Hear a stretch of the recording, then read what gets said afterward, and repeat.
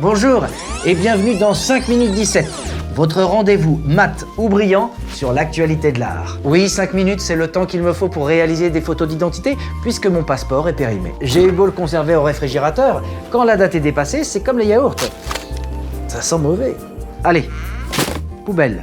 Et puisque novembre, c'est le mois de la photo, on a un sommaire tout en couleur. Meyerowitz on the beach, Cartier-Bresson pour la question et focus surveillant. Ah, ce rideau, ça me rappelle les pipe shows d'Amsterdam quand mon père m'emmenait en voyage. On pose les fesses sur le siège, on tourne dans un sens pour le monter, puis dans l'autre pour le baisser. Et puisque la nuit dernière, un DJ m'a sauvé la vie, on en profite pour lui rendre hommage. Allez, on tourne encore pour arriver à la bonne hauteur. Je ne suis pas grand, hein, ça va prendre du temps. Alors en attendant, je vous vends du sable. Le sable normand, puisque c'est ici, sur la plage de Deauville, que le festival Planche Contact prend ses marques pour la 12e année consécutive. Après Martin Parr, c'est Joël Meyerowitz qu'on agrandit. Celui qui a côtoyé Henri Cartier-Bresson et Robert Frank abandonne son poste de publicitaire dans les années 60 pour saisir cette Amérique insouciante.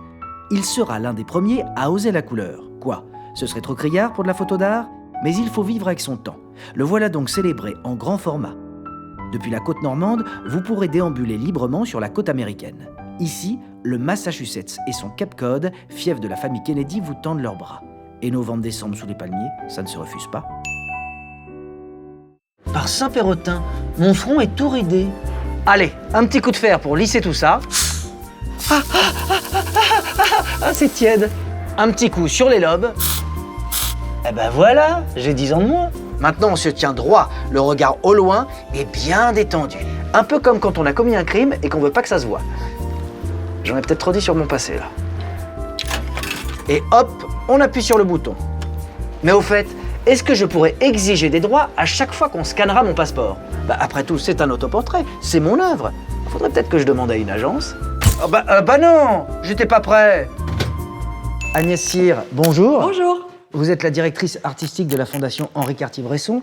Alors, en 1947, Magnum décide de reconnaître les photographes comme des auteurs et de ce fait, leur attribue des droits. Expliquez-nous.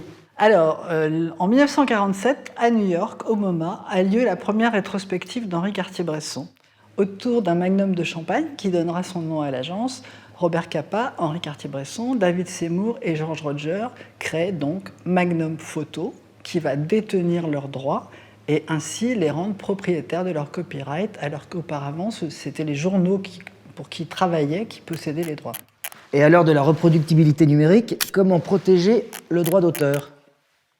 Alors, à l'heure de la copie, le droit d'auteur, il peut être bafoué tous les jours. Il faut prendre des bons avocats quand il est bafoué, c'est certain.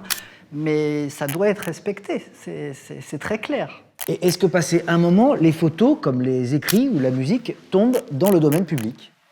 Oui, tout à fait. 70 ans après le décès de l'auteur, une photo tombe dans le domaine public. Charge à l'auteur de prévoir s'il le souhaite, et c'est le cas de Cartier-Bresson avec cette fondation. En fait, il a prévu que nous ne pouvions faire aucun nouveau tirage. On ne peut pas utiliser les photos pour des choses qu'il détestait, comme la publicité, par exemple. Tout ça est prévu. Ah ben voilà, fin de péloche, on est arrivé au bout. Mais je pense qu'on a ce qu'il faut. Je crois surtout que vous n'avez pas d'appareil entre les mains.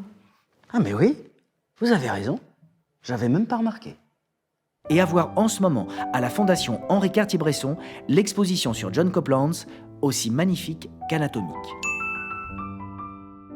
Quand la planche va sortir, un petit air chaud est lancé de manière à bien faire sécher les photos.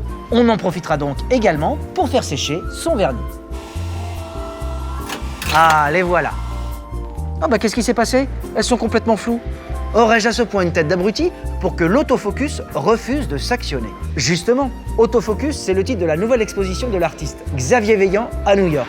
Ça mérite largement une mise au point. Il semblerait que le temps s'est arrêté et que les formes se sont figées, enneigées. Ces sculptures floues, comme Xavier Veillant les appelle, nous obligent à faire le point pour préciser leurs contours. Humaines à coup sûr, mais les cubes ou les sphères acérées qui les accompagnent tranchent par leur netteté et accentuent l'évanescence de ces silhouettes comme promises à disparaître. Après l'expérience auditive du studio Venezia à la Biennale de Venise, celui que l'on surnomme l'artiste ingénieur met une nouvelle fois nos sens à l'épreuve. À leurs pieds, des chiens de bois sans visage qui semblent pourtant nous observer. Ces compagnons de route, qui rappellent le chien de Goya, attendent patiemment leur maître. Jusqu'à quand? Jusqu'au 23 décembre, à New York. Bon allez, on réessaie. J'appuie sur le bouton, on ne bouge plus. 3, 2, 1... Ah non, j'ai...